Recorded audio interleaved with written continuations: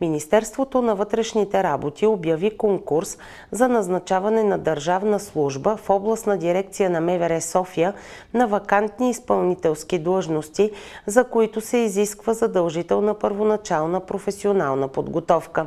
За полицейското управление в Пирдоп, обслужващо района на Средногорието, се търси разузнавач 6-5 степен в детска педагогическа стая към група криминална полиция. Желаещите да кандидатстват за инспектор детска педагогическа стая могат да го направят, като подадат заявления и документи в областна дирекция на МВР София. Срокът на конкурса е 15 дни, считано от днес 28 юни.